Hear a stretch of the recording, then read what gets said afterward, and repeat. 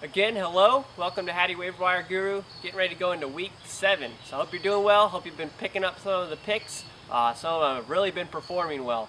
What I want to do with this week is I want to start looking at going a little deeper, finding some players that are really off the radar, really developing the watch list so we can really have a couple more targets. I know a lot of you are in really deep leagues, so I want to help you out there. The first, we'll go through quarterbacks. I have a bunch of people to watch. First one to watch is John Beck. Rex Grossman's going to get sat for a while. John Beck's going to step up. I'm not very excited about him. I don't think he's really got that upper level talent, but somebody I'm going to watch and see how he does. He's not an immediate ad for me. Next person that I want to keep an eye on with Jason Campbell and Oakland's season-ending injury is you got Terrell Pryor, and you also have Kyle Ballard. The immediate ad would be Ballard, but Oakland is also looking out for other people that they might add. People they're going to be looking at are David Garrard and Carson Palmer. So those are two other quarterbacks you can watch. You have Terrell Pryor, Kyle Ballard, David Garrard, and then you also have Carson Palmer. Most likely target, I think, would be Garrard because Cincinnati has that death grip on Palmer. Finally, I want you to keep an eye on Christian Ponder from Minnesota. McNabb has been underperforming. Ponder's coming in. He was a top-tier selection as a rookie. He's going to get an opportunity. I think he's really exciting in a dynasty-type format. I don't think he's going to come and just blow it up. But I do think that he is worth really strongly considering. Moving on to running back, the grab. Last week I told you about him is Earnest Graham. Definitely came out, produced, had 120 total combined yards, so obviously he's a definite grab while Blunt is out.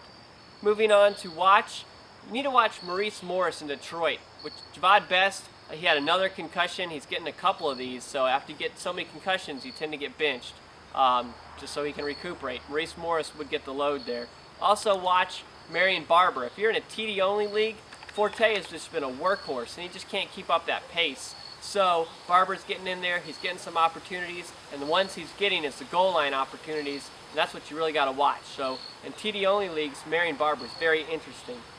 Next guy to watch is Tashard Choice. With Felix Jones out, Choice has taken the workload before. He has been the starter, but I just don't think Dallas is going that route. So, but keep an eye on him.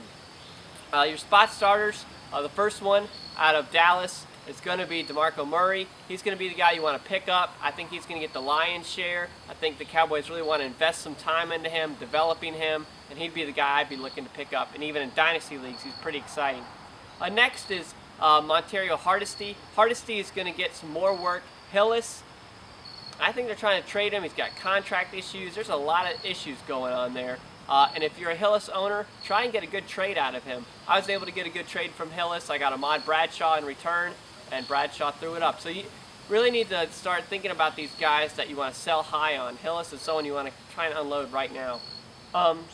Moving on to wide receiver, San Francisco beat Detroit, but what was more needed to me about that was Crabtree. Michael Crabtree was somebody for a PPR league. He'll probably see the end zone every now and then, but definitely for a PPR league, he's going to get a lot of targets. He'd be the guy to go ahead and pick up. We've talked about him before. And then the guy I'm very excited about, told you about him last week, Greg Little, stepped up, performed. I like this guy a whole lot. He's got a lot of ability after the catch, and that makes him super valuable.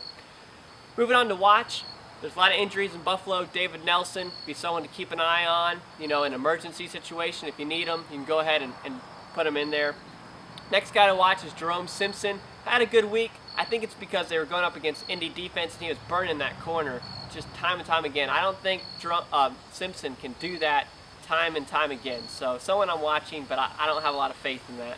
And then finally, Brandon Lloyd gets moved to St. Louis. So the guy, the real big story here, he's a watch / I mean, if you want to go ahead and bench him now, I think, and stash him, Demaryius Thomas would be someone to go for. He's got the size, the speed. If he can stay healthy, that's his big issue. He has a hard time staying healthy. But Demaryius Thomas and Eric Decker are those guys you want to be looking at right now.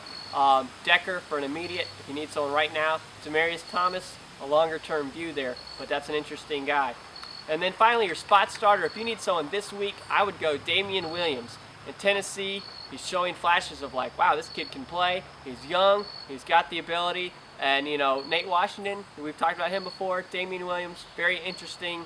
I like him as a spot starter and should be out there on a lot of waiver wires.